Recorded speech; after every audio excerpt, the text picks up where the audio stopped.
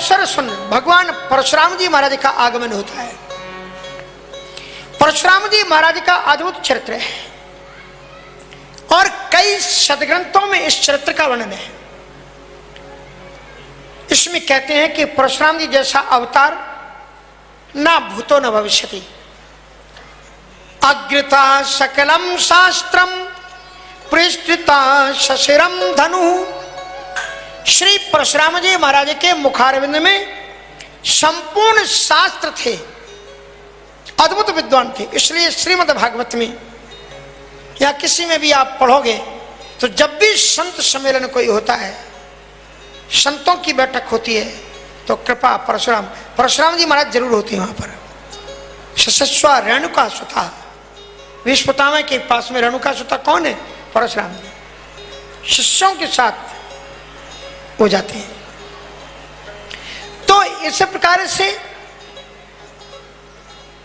पर परशुराम जी के पास में एक फरसा है। आप बताओ, ये कुंभ में आप लोगों में से काफी लोग गए होंगे। जब यात्राएं निकलती थी तो महात्माओं में सबसे पहले सब तलवार लेके लोग निकलते थे। तलवार दिखाते थे महात्मा, फरसा दिखाते थे, बल्लम सब ऐसे चलाते हुए। क्यों दिखाया जाता है? संत कहते हैं कि हमारे लिए सबसे पहले राष्ट्र है, फिर धर्म है। इसलिए जब तक हमारी देश की सीमाओं पर हमारे मिलिट्री के लोग लगे हुए हैं और मिलिट्री के लोग इस देश की सुरक्षा कर रहे हैं, हम भजन कर रहे हैं। लेकिन अगर जरूरत पड़ेगी, अगर हमारी देश की अस्मिता पर प्रश्न चिन्ह खड़ा होगा, हमारे देश के अंदर में रहने वाली बहू और बेटियों को कोई गलत दृष्टि से देखेगा, तो अगर सब शांत है तो हमारे हाथ में माला है और हम ओम शांति का पाठ करने वाले संत हैं। लेकिन अगर हमारी देश की सभ्यता और संस्कृति के ऊपर कोई प्रश्न चिन्ह खड़ा करेगा, कोई कुदृष्टि से देखेगा, तो हम माला को रख देंगे और भाला उठा लेंगे, ओम शांति को छोड़ देंगे और फिर हम ओम क्रांति, ओम क्रांति, ओम क्रांति का नाद करेंगे। परशुराम जी महाराज के पास में फरसा है और वो भगवान है। परशुराम जी महाराज के चरित्र को पढ़ना, किस परिस्थिति में उन्होंने फरसा उठाया आपको मालूम है। उनके पिता को राजा ने अपमानित किया, जबरन करके कामधेनु ले जाने की चेष्टा की। कामधेनु से सैनिक निकले, पराजित किया। जब ये बात परशुराम जी को पता लगी, परशुराम जी तो बड़े योद्धा थे, उन्होंने पिताजी से कहा मुझे आज्ञा दीजिए, मैं इस राजा को सबक सिखाता हूं। पिताजी ने कहा वयम ही ब्राह्मणस्तात क्षमया रहणताम गता। बेटा हम ब्राह्मण हैं, अब ब्राह्मण का सबसे बड़ा शस्त्र उसका क्षमा होता है, इसलिए अपन को वो काम नहीं करना है जो उसने किया। पिताजी की आज्ञा मान ली परशुराम जी ने और बड़ी सहजता सहिष्णुता में वो आ गए। एक दिन वो संविदा लेने के लिए गए थे, यज्ञशाला में बैठे हुए उनके पिता को उस कार्तवीर्य सुन के पुत्र ने बैठे हुए यज्ञशाला में गायत्री मंत्र का जाप कर रहे थे, सिर काट लिया। और जब माता चीखी है रेणुका, राम रामेति तातेति बिच को सोच कई सती ही, जब रेणुका ने अपनी छाती को ठोका, राम राम राम तुम कहां हो, तब मां की आवाज को सुनते ही परशुराम जी दौड़ते हुए आए। पिता का शरीर नीचे पड़ा हुआ था। जिस पिता ने अपने बेटे को सिखाया कि बेटा ब्राह्मण का धर्म केवल क्षमा करना है, परशुराम जी ने स्वीकार करके पर्चे को रख दिया। परिणाम क्या मिला? यज्ञशाला में बैठे हुए पिता का गला काट दिया गया। परशुराम जी ने एक पल सोचा कि राजा कुछ भी कर दे, क्या राजा को यह छूट है? राजा के ऊपर भी तो एक अनुशासन होना चाहिए। इसलिए परशुराम जी ने ब्रह्मचारियों की, ब्राह्मण भटकों की एक सेना तैयार की। फिर उन्होंने कहा कि जैसा अत्याचार मेरे पिता के साथ में हुआ है, ये राजा लोग इस प्रकार का अत्याचार तो प्रजा के साथ में और भी करते होंगे। आप ये बताओ, पहाड़ों के ऊपर जितनी भी बिल्डिंगें बनी हैं, जो किले बने हैं, ये किले कैसे बनाए गए? क्या मशीनें उस समय थी? इतने बड़े बड़े पत्थरों को ले जाकर के वहां ढोई, बेचारे गरीब निरीह मजदूरों से कमर में बांध दी जाती थी रस्सियां। सैकड़ों सैकड़ों मजदूर, उनके हाथ घिस जाते थे, चोट लगती थी, कितने मर जाते थे। और राजाओं की शान शौकत रहनी चाहिए, किले बनाए जाते थे। अगर बीच में रुक जाएं, चाहे कराएं, तो कोड़े के हंटर बरसा करके उनकी चमड़ी को लाल कर दिया जाता था। थोड़ा अत्याचार किया राजाओं ने प्रजा के ऊपर। और उसके बाद आपको लाल, ये क्या नाम, अपना ताजमहल की तो कथा मालूम होगी। जिन कारीगरों ने इस ताजमहल को बना करके तैयार किया, उन्हें इनाम में क्या दिया गया? उनके हाथ काट लिए गए ताकि वे दोबारा ऐसा किला, ये ऐसा अभिमान। परशुराम जी ने ऐसे राजाओं के खिलाफ आवाज उठाई। पहले चेतावनी दी, प्रजा से पूछा, उनका अपना एक ऑफिस खोला और उसमें लोग शिकायत लेकर के प्रजा आती थी कि महाराज हमारी धनती। आपने एक मूवी देखी होगी लगान, कुछ नहीं है तो भी उनसे लगान टैक्स में ली जा रही है, क्योंकि राजा की ये सोने के महल कैसे बनेंगे, राजा को ये 56 व्यंजन कैसे मिलेंगे। निरीह प्रजा को दमन करके परशुराम जी ने केवल ऐसे राजाओं के खिलाफ ही मोर्चा खोला था। ध्यान रखना, क्योंकि अगर वो नृशंस होते तब तो उन्हें हत्यारा माना जाता, उन्हें भगवान क्यों माना गया? क्योंकि जिस प्रजा तड़प रही थी उसकी रक्षा की, तब उन्होंने उनको भगवान कह करके पुकारा। अग्रता सकलम शास्त्रम, उनके मुखारबिंद में संपूर्ण शास्त्र थे, और पृष्ठता शस्त्रम धनु, समस्त शस्त्र थे। शस्त्र और शास्त्र के अद्भुत समुच्चय, अद्भुत संगम थे भगवान परशुराम। फिर मन में एक प्रश्न उठता है, हम राम के भक्त हैं, फिर परशुराम जी जिस तरह से रामायण में आते हैं, क्या वो अच्छा लगता है? जिस तरीके से उनका आगमन होता है, क्या सुंदर विवाह की वेला है, और परशुराम जी फरसा लेकर के खड़े हैं। आप बताओ, अच्छा लगता है क्या? अच्छा हुआ या बुरा हुआ? बहुत अच्छा हुआ, क्योंकि परशुराम जी भगवान थे। वो जानते थे कि ये जो राजा लोग धनुष तोड़ नहीं पाए, ये मन में विचार क्या रहे, वो ले छड़ाए शिव का, उसको ही सीता को छुड़ा लो, जनक को बंदी बना लो, अगर ये राजकुमार आए तो उनको भी बांध लो। थोड़ी देर में भयानक युद्ध वहां पर छिड़ जाता। तीनों लोगों के लोग आए हुए थे, इतना भयानक युद्ध होता जिसकी कल्पना नहीं कर सकते आप।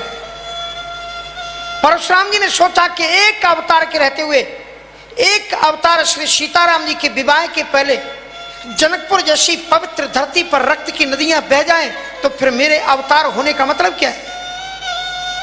ये राजा लोग राम को नहीं जानते, लेकिन मुझे तो जानते हैं।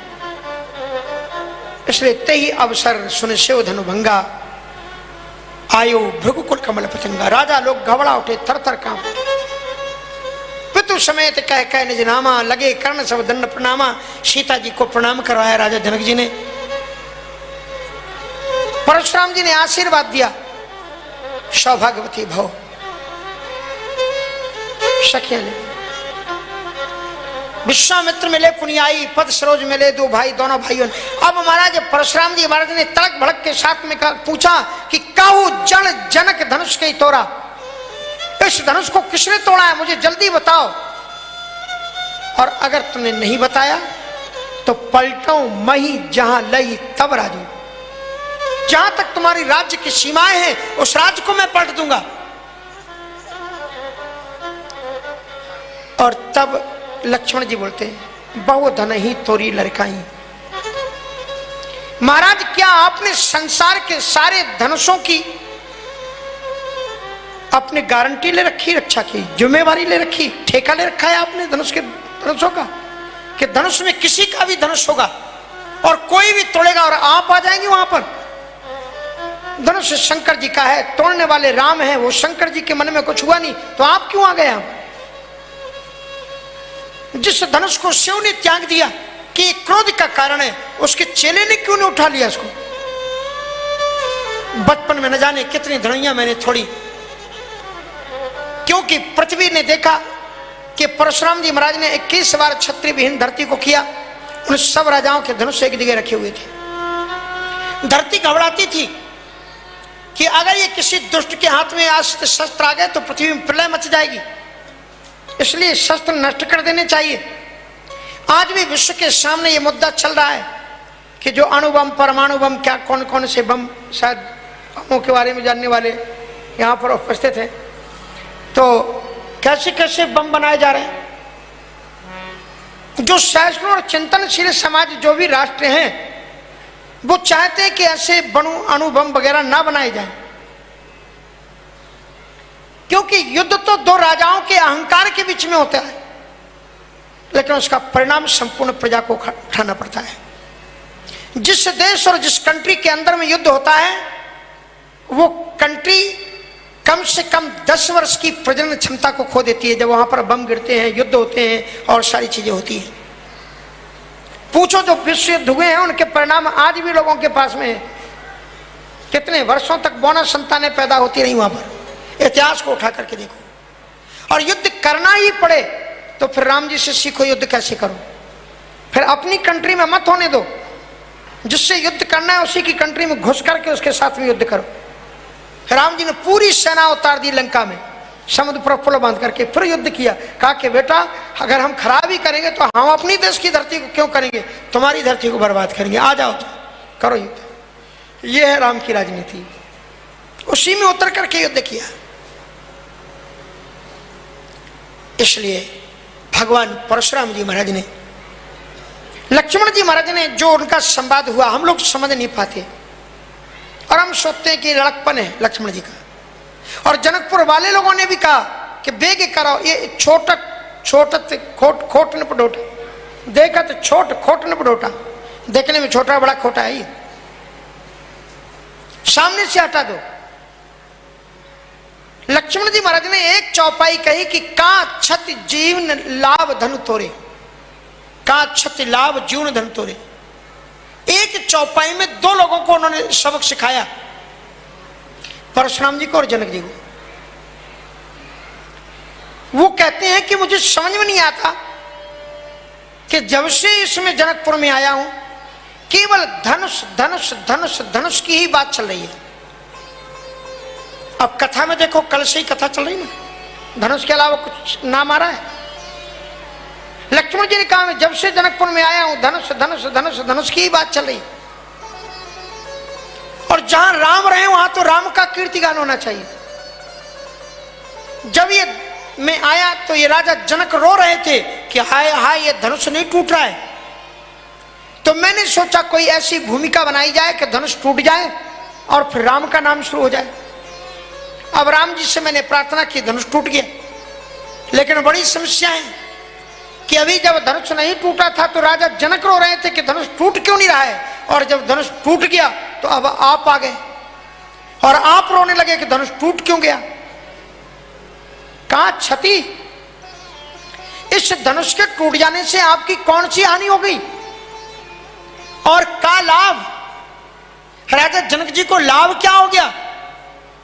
दोनों का प्रॉब्लम केवल एक है कि दोनों आप राम और सीता को नहीं जानते हो, इसलिए आप दोनों की दृष्टि इस धनुष पर पड़ी हुई है, अभिमान में टिकी हुई। गिरा अर्थ जल बीच। इसके बाद में अंत तो गत्वा परशुराम जी महाराज रामोन्मुख होते हैं। राम की ओर देख करके कहते हैं कि बंधु कहे कटु सम्मत तोरे। तुम दोनों मिलकर के बार बार मुझे समझाने की चेष्टा कर रहे हो कि धनुष टूटते छूते से ही टूट गया, और बात मेरे ये भेजे में नहीं उतर रही। तेरा छोटा भाई भी कह रहा है कि छुअत टूट रघुपति न दोषु। ये धनुष छूते से ही टूट गया। राम जी का इसमें कोई दोष नहीं है। और तुम भी कह रहे हो कि छुएते ही टूट पिनाक पुराना। हमें पागल समझ रखा है। जिस धनुष को रावण और बाणासुर जैसे लोग हिला नहीं पाए, तुम्हारे हाथों में ऐसा कौन सा जादू था कि तुमने छुआ और टूट गया? अगर ये जादू है, फिर राम जी के चेहरे पर, फिर राम जी ने कहा कि सुनिए महाराज, तो मैं आपको यथार्थ सुना दूं कि मैं बार बार जो आपके चरणों में प्रणाम कर रहा हूं, ये मेरा श्रेष्ठ आचरण है। मैं डर करके प्रणाम नहीं कर रहा हूं। हमारे संस्कार ऐसे हैं कि यदि रणभूमि में कोई हमें ललकार दे तो साक्षात मौत भी हमारे सामने क्यों ना आ जाए, हम कभी पीठ दिखाने वाले नहीं हैं। क्षत्रिय तनुधर समर सकाना, कुल कलंक ते पावर आना। इसलिए हम डरने वाले नहीं हैं। कालऊ डरे न रण रघुवंशी, रणभूमि में खड़ा हुआ योद्धा मौत से भी नहीं डरता है कि मौत भी उसकी आ जाए।